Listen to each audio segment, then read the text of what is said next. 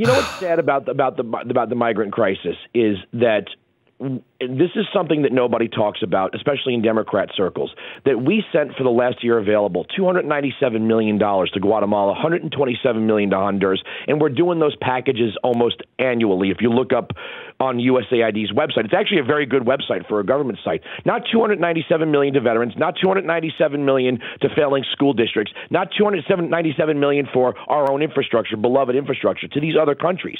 And we're being told they're fleeing poverty and violence.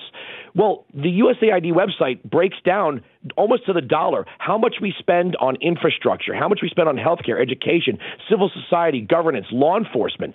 And I have not heard any credible voice in the Congress, Republican or Democrat, the president's mentioned it, but not in Congress, of, hey, why are we sending the money there if the people are coming here? If we've sent the money to comfort them, to better them, to improve their lot in life there, why are the people coming here? And my only conclusion is it's a win-win for these governments. We send them the money. They send us the people. They keep the money, don't have to spend it on the people. They come here. We give them health care. We find them a job. We give them education. It's a win-win if you're the government of Honduras.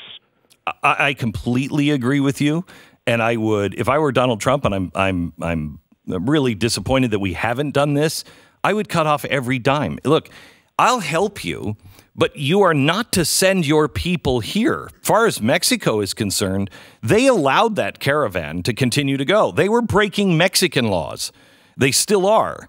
Turn that caravan around. And I don't know why we haven't gotten tough and just said, okay, guys, we shouldn't be dealing with this. This is your problem. Mexico, you let them come through your country. Honduras, you don't get a dime from us. You're not going to stop people. We're cutting you off.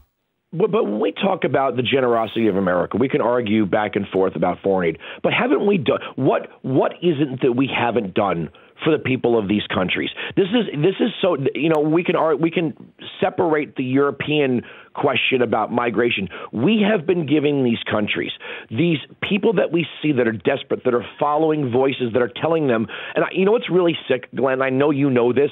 This is the worst epidemic of Alinsky, Cloward, Piven, whatever you want to call it. Mm-hmm. These poor people are just the only person that benefits from community organizing is the organizer. Barack Obama's got a $65 million book deal, and the South Side of Chicago is the South Side of Chicago.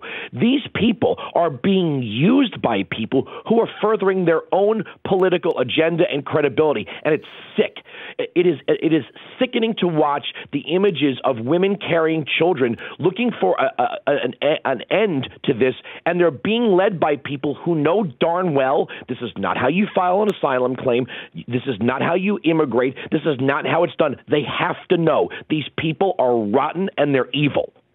Tell me your take quickly on Mueller, what we found out yesterday about Flynn, and what next year looks like.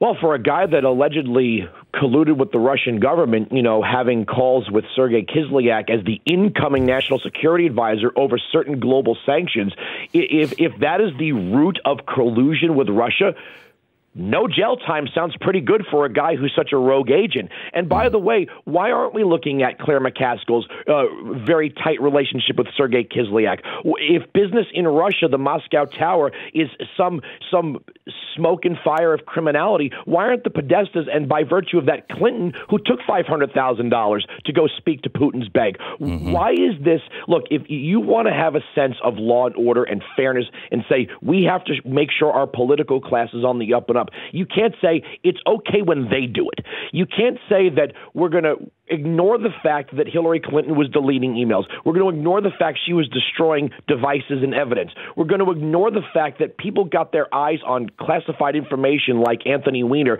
And we're going to say, but, somebody wanted to go to Trump Tower and meet with Don Jr. to lobby over the Magnitsky Act. That's it. The president, he has to be impeached.